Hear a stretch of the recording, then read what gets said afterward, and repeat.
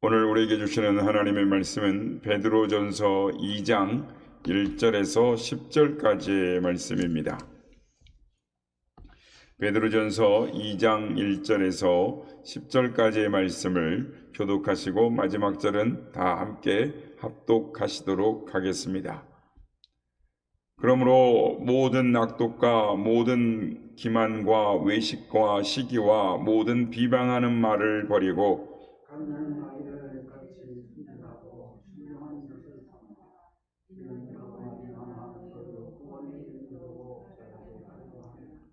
너희가 주의 인자하심을 맛보았으면 그리하라.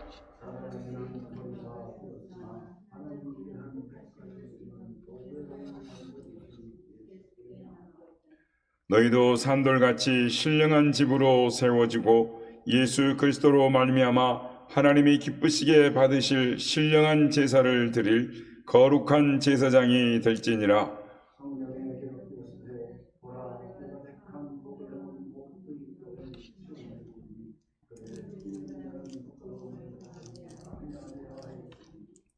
그러므로 믿는 너희에게는 보배이나 믿지 아니하는 자에게는 건축자들이 버린 그 돌이 모퉁이의 머릿돌이 되고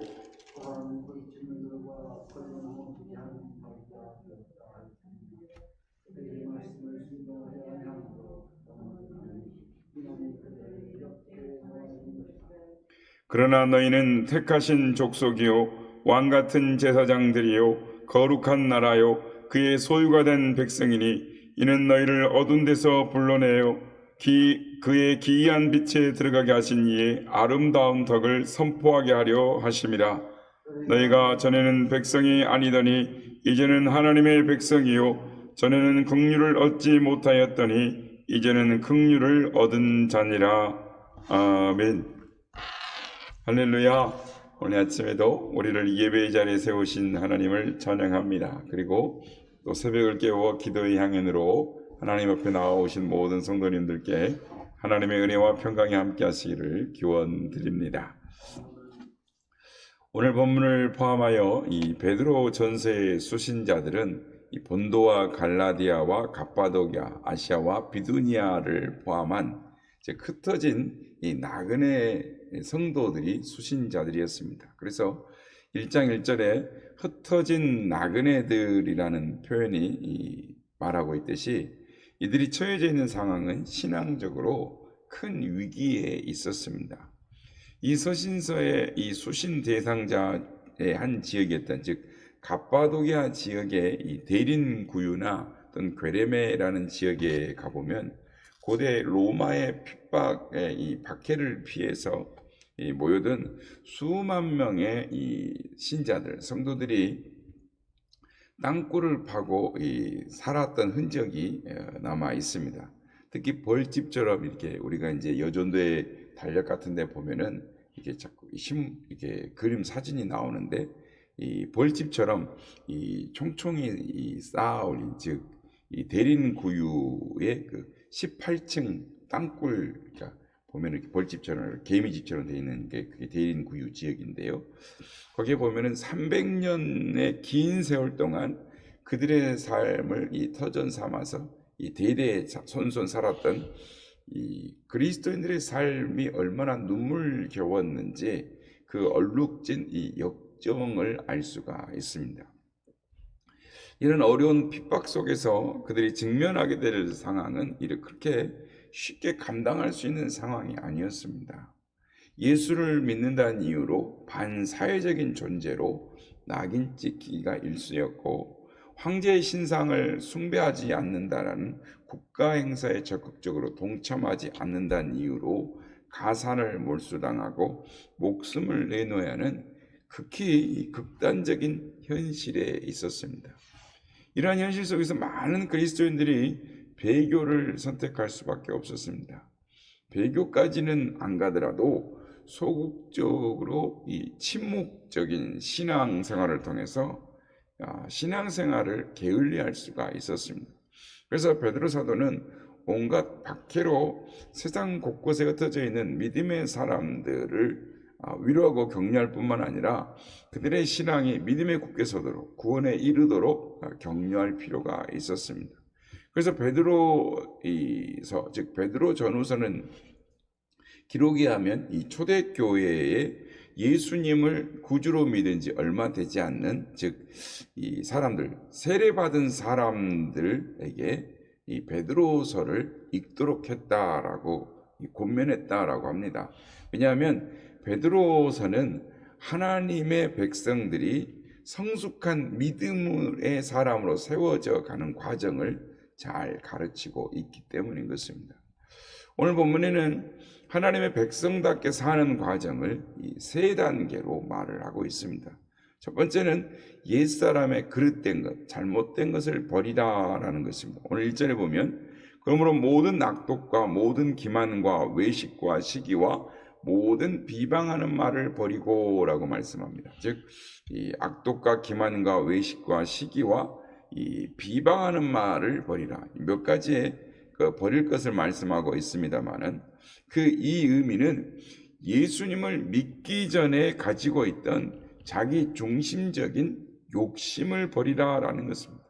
예수님을 믿기 전에 가지고 있던 이기적인 욕망들을 버리지 못하면 온전한 믿음의 길에 들어설 수가 없기 때문인 것입니다. 사랑장으로 유명한 고린도전서 13장 11절에도 보면 이와 똑같은 말씀을 하고 있습니다. 내가 어렸을 때는 말하는 것이 어린아이와 같고 깨닫는 것이 어린아이와 같고 생각하는 것이 어린아이와 같다가 장성한 사람이 되어서는 어린아이의 일을 버렸노라 라고 말씀을 하는 것입니다. 여러분, 신앙의 첫 단계는 자신의 옛사람의 속성을 버리는 것에 있습니다. 믿음 생활은 잘못된 신앙생활, 즉 잘못된 습관을 버리는 것에서부터 시작하는 것입니다. 그것을 버리지 않으면 즉 자신 안에 있는 자기가 생각하고 깨닫기에도 이게 잘못된 거다. 나는 이걸 버려야 돼 라는 생각이 있을 때 이것부터 버리지 않으면 나의 신앙생활이 시작될 수가 없는 것입니다. 그러니까 이것을 내 안에 잘못된 것이 있다는 걸 아는데도 그러니까 남자 성도들 같은 경우에도 내가 이렇게 술을 먹는 것을 버려야 되는데 라고 생각하는데도 이것을 삶을 청산하지 못하면 그의 신앙생활은 한 걸음도 앞으로 더 나아갈 수가 없다라는 것입니다. 둘째 단계는 하나님의 백성으로 성장하는 것입니다. 오늘 보면 2절 3절에 보면 갓난아기들 같이 순전하고 신령한 젖을 사모하라. 이는 그런 말미암아 너희로 구원에 이르도록 자라게 하려 함이라. 너희가 주의 인자하심을 맛보았으면 그리하라 라고 말씀을 하고 있습니다. 갓난아기는 자라야 하는 것입니다. 자라지 못하면 정상적으로 건강한 아이가 아니다라는 것입니다. 하나님의 백성으로 태어났으면 하나님의 백성답게 성장해야 하는 것입니다. 신앙생활이 자기 중심적인, 자기 신앙적인, 자기 복음적인 그런 자기 중심적인 신앙, 즉 아이의 단계를 넘어 장성한 모습으로 나아가야 하는 것입니다. 성장해야 하는 것입니다. 하나님은 에베소서 4장 13절에서 우리가 다 하나님의 아들을 믿는 것과 아는 일에 하나가 되어 온전한 사랑을 이루어 그리스도의 장성한 분량에 충만한 데까지 이르리니라고 말씀을 하고 계십니다.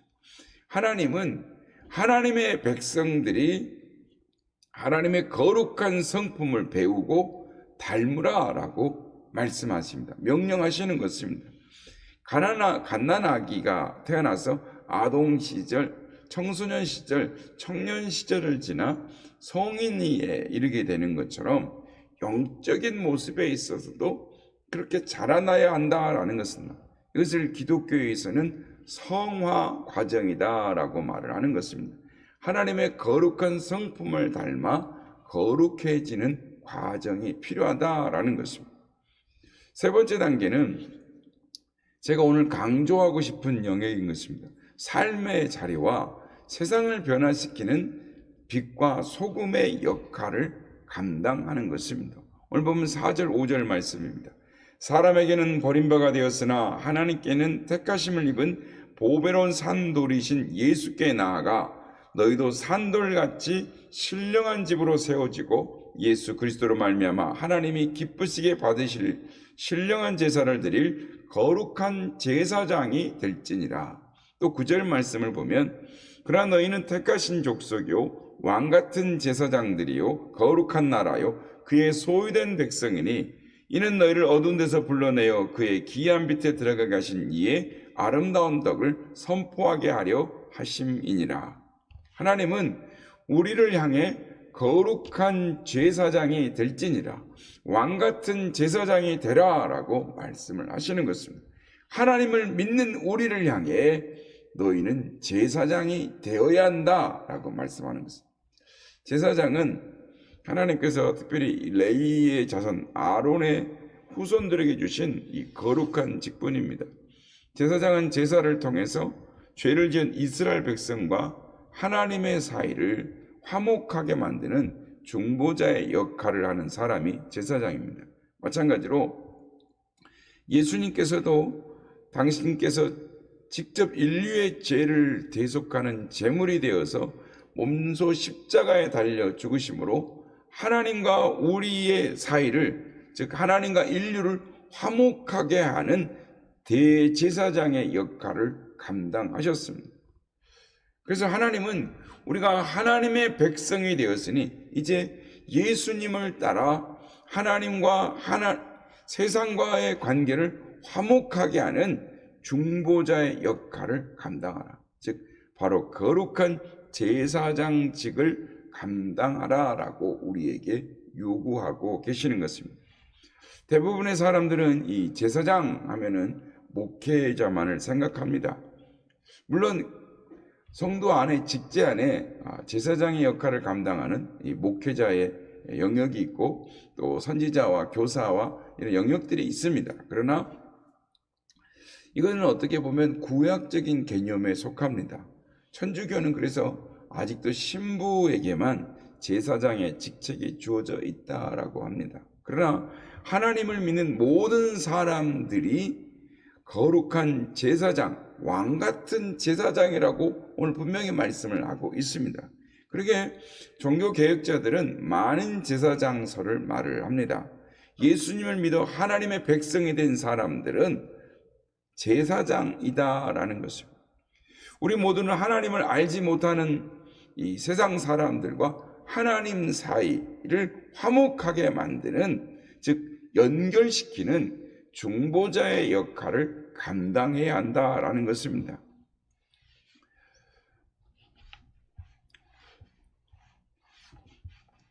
프랑스 용어 중에 노블레스 오블리제라는 말이 있습니다. 이 말은 신분이 높은 사람일수록 이 도덕상의 책임과 의무도 높다라는 말입니다. 이 원래 말의 뜻은 이 노블리제라는 말은 이 닭의 이 닭벼슬을 말합니다. 그리고 오블리제라는 말은 이 닭의 이 달걀의 노른자를 말하는 것입니다. 그래서 즉 닭의 살명은 이 벼슬을 자랑하는 데 있는 것이 아니라 알을 낳는 데에 있다라는 것을 의미할 때 노블리스 오블리제라는 것을 말하는 것입니다. 그래서 노블레스 오블리제는 큰 벼슬을 가진 사람일수록 신분을 자랑하기보다는 그 사회를 위해 더 많은 의무와 헌신을 해야 한다라는 의미를 가지고 있는 것입니다. 그래서 노블레스 오블리제가 이루어지지 않는 사회는 평안함이 없고 원망과 불평이 가득 차 있는 것입니다. 그러나 노블레스 오블리제가 잘 이루어지는 그 정신이 실천되는 곳에는 평화와 질서가 있는 것입니다. 그렇습니다. 신앙생활에서도 마찬가지인 것입니다. 하나님께서 우리를 향해 거룩한 제사장이요 왕같은 제사장이라고 말씀하시는 것은 하나님의 백성된 자긍심을 가지고 그 신분에 걸맞는 역할, 구원에 합당한 삶을 살아 열매를 맺는 삶을 살아라라는 것입니다. 가정과 이웃과 교회와 사회 속에서 하나님의 영광과 뜻이 이루어지도록 하라라는 것입니다. 즉 하나님의 주권과 통치가 이루어지는 삶을 살아가라. 그 세상을 하나님의 통치가 이루어지는 삶을 그 세상을 보여주는 삶을 살아가라라고 우리에게 하나님은 요구하고 계시는 것입니다. 성도 여러분, 우리는 거룩한 제사장이라는 사명의식을 가져야 하는 것입니다. 나는 우리의 가정의 거룩한 제사장이다. 나는 우리 회사의, 우리 직장의 제사장이다. 나는 우리 교회의 제사장이다. 나는 우리 이웃의 제사장이다 라는 사명의식을 갖고 살아야 하는 것입니다.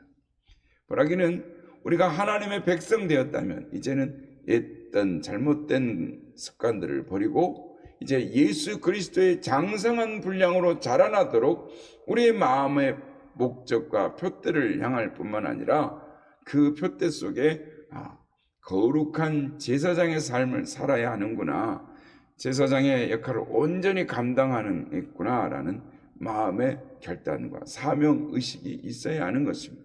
그래서 우리 교회도 우리 시대를 향한, 또한 우리를 향한 하나님의 사명, 소명의식 가운데 살아가야 할 때 오늘도 우리를 향하신 하나님의 뜻과 하나님의 영광을 드러내는 삶을 살 수 있게 된 줄로 믿습니다. 바라기는 제사장 역할을 온전히 감당함으로 말미암아 삶의 자리에서 하나님의 나라를 만들어 가시는 우리 모두가 다 되시기를 예수님의 이름으로 축복합니다.